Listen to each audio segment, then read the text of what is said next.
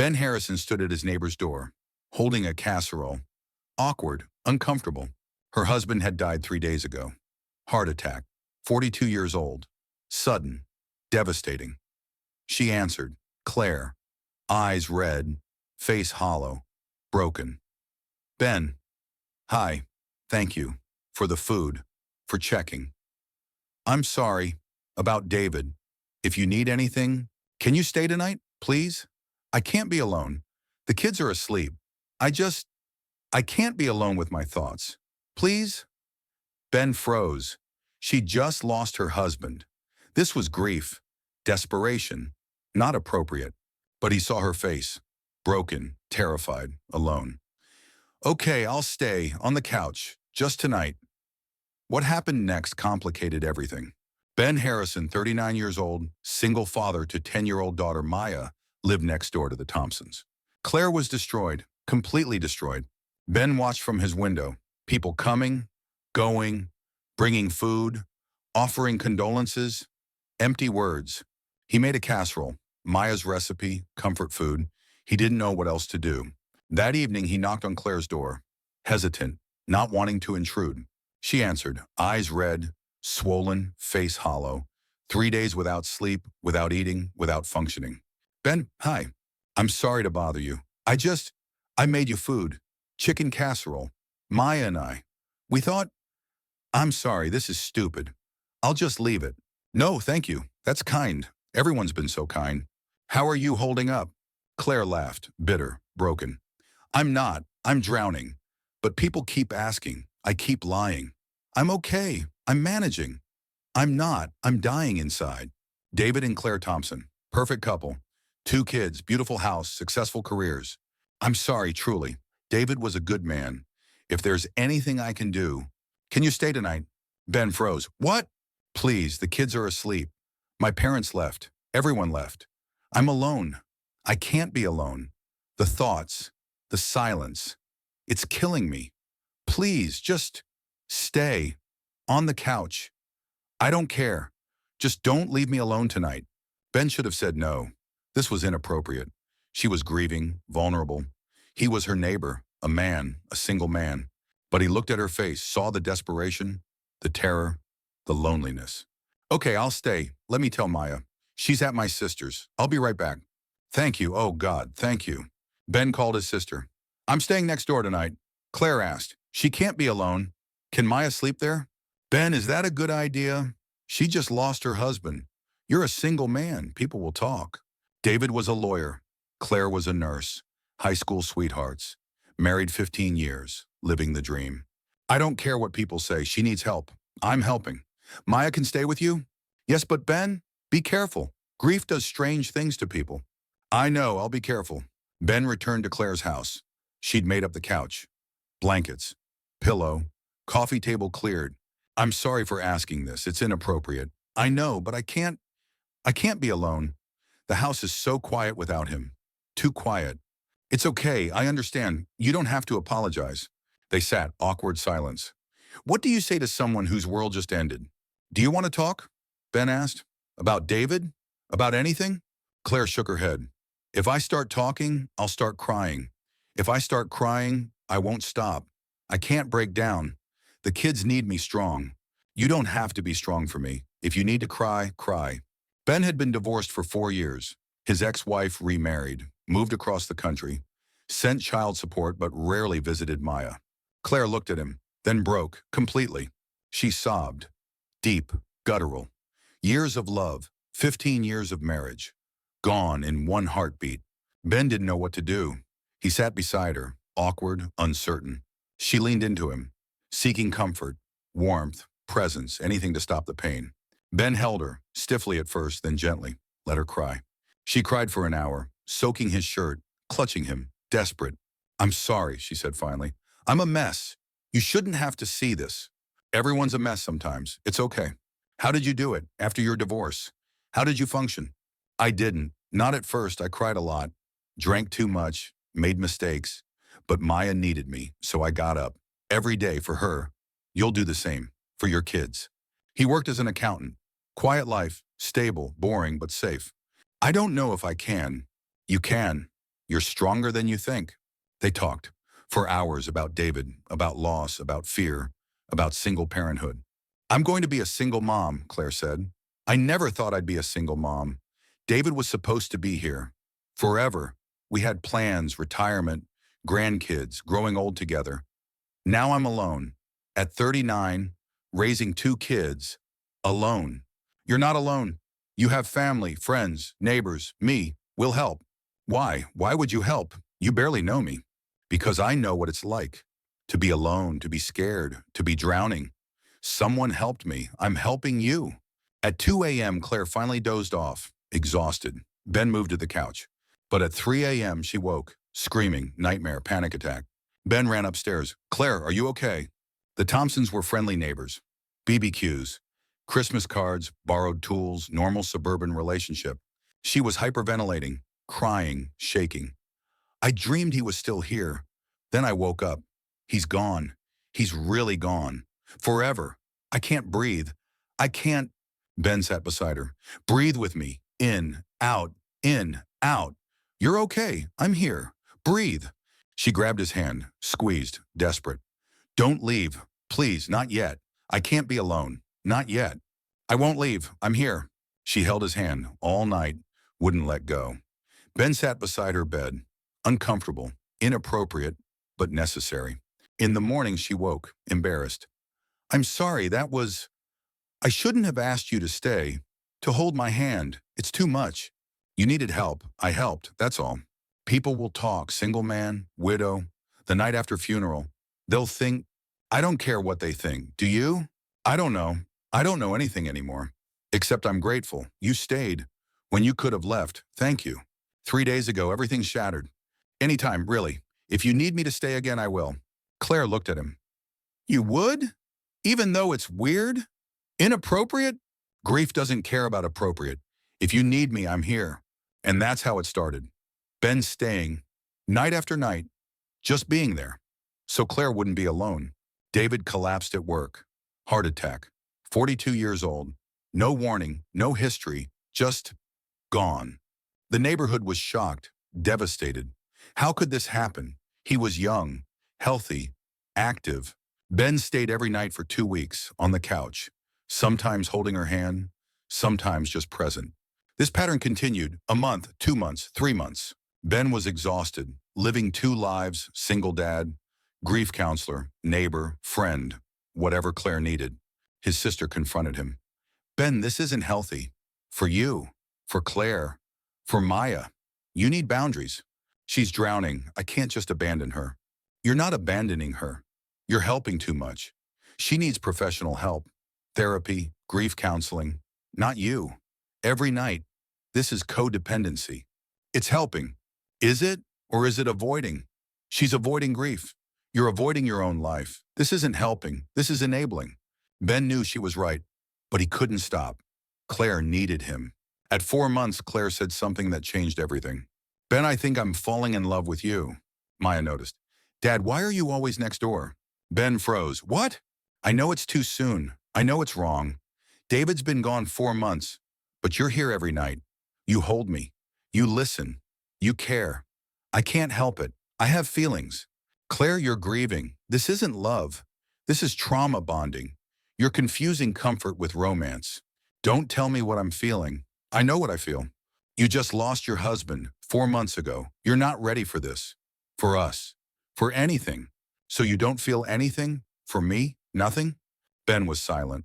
Because he did feel something, somewhere between caring and something more. Lines had blurred. Boundaries erased.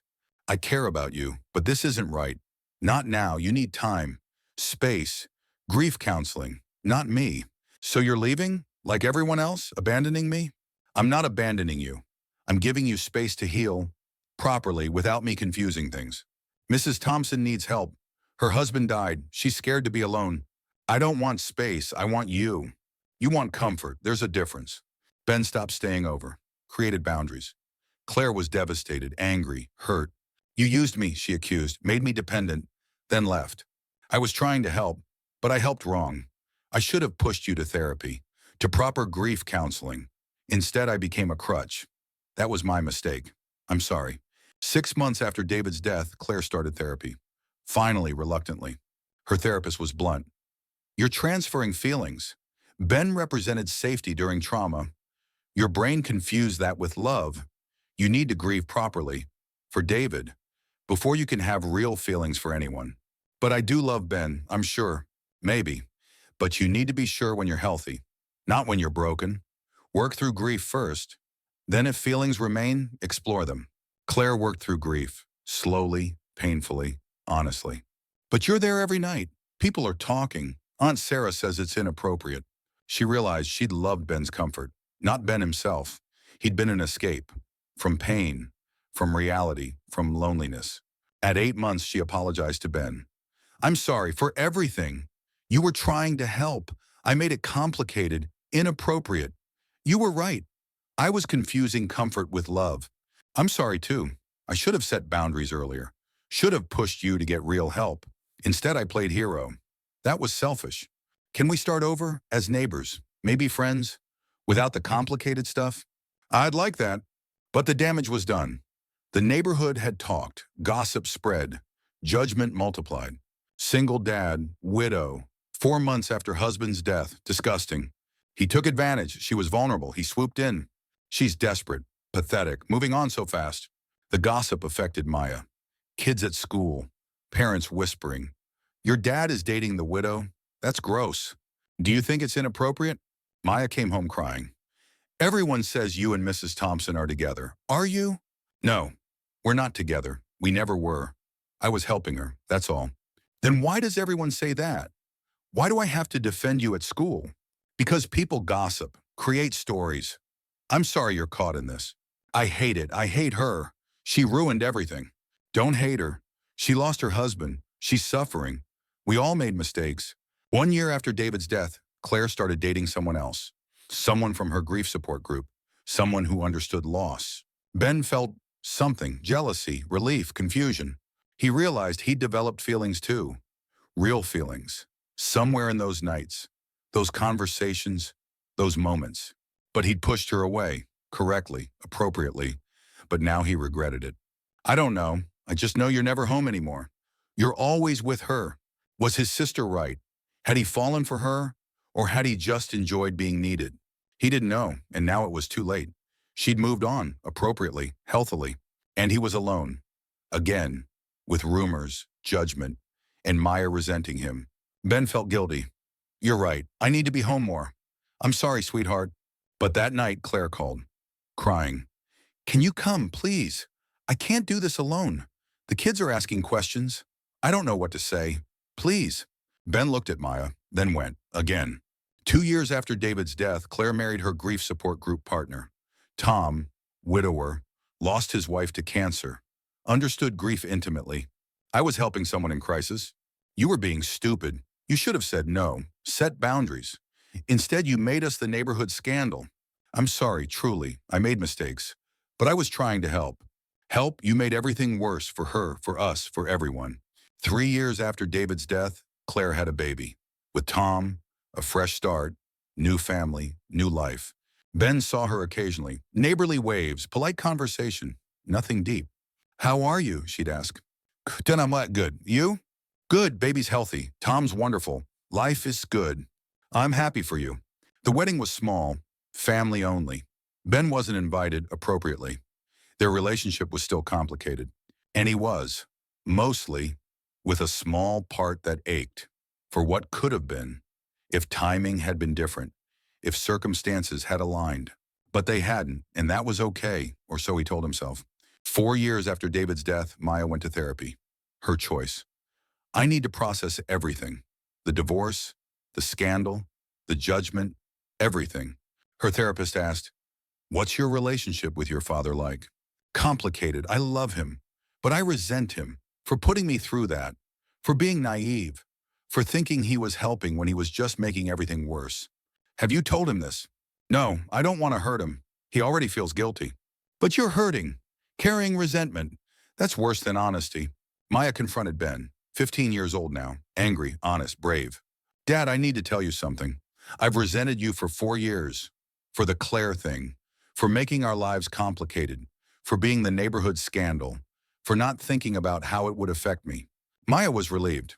Good. Now people will stop talking about you and her. Ben listened, tears streaming. I'm sorry, I didn't think. I just saw someone suffering. Tried to help. But you're right. I should have considered you. Your life.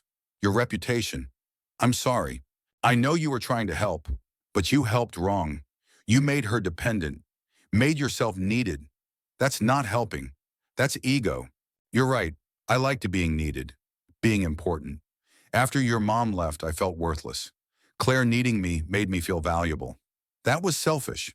Yeah, it was, but I forgive you, eventually. I just needed you to know, to admit it. I admit it, I messed up, badly, and you paid the price. I'm sorry.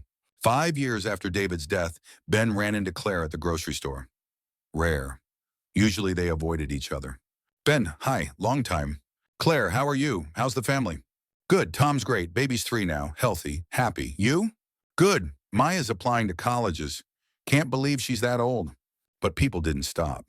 He must be devastated. She chose someone else, poor guy. Time flies. Ben, can I say something? I've wanted to for years. Of course. Thank you for that first night, for staying when I asked. You could have said no, should have said no, but you didn't. You helped, even though it got complicated, even though it cost you. Thank you. You don't have to thank me. I made mistakes too. We both did, but your heart was good. I know that. I'm sorry it got messy. I'm sorry people judged you. You didn't deserve that. It's okay. Water under the bridge. I'm glad you're happy, really. Are you happy? Ben paused. I'm okay. Content. That's enough. You deserve more than okay. You deserve happiness, real happiness. Have you dated anyone since? No, too complicated. Maya's still processing. I don't want to rock the boat. Ben wasn't devastated, but he was lonely. He'd spent a year being needed, being important, being necessary. Ben, don't let my mistakes stop you from living. You're allowed to be happy, to find someone. Don't hide because of what happened with us. I'm not hiding. I'm just cautious, once bitten, twice shy. I get it, but don't let one complicated situation define your whole life. You're good, kind. You deserve love. Thanks, you too. I mean, you have it, love. I'm happy for you. They parted friendly, resolved, healed, mostly. Now he was just alone. Single dad, accountant, neighbor, nothing special. He threw himself into work, into parenting, into being enough. But Maya was angry at him, at Claire, at the whole situation. You ruined our reputation. People still talk. 2 years later, about how you stayed at her house, how inappropriate it was. 10 years after David's death, Ben was 49, still single, still cautious. They dated cautiously, 6 months, then seriously, 1 year, then committed. I want you to meet Maya, Ben said. Sarah met Maya. They got along. Politely, distantly, Maya was protective. Is this serious? Maya asked Ben privately. Could be, if you're okay with it. I'm okay. But Dad, be careful.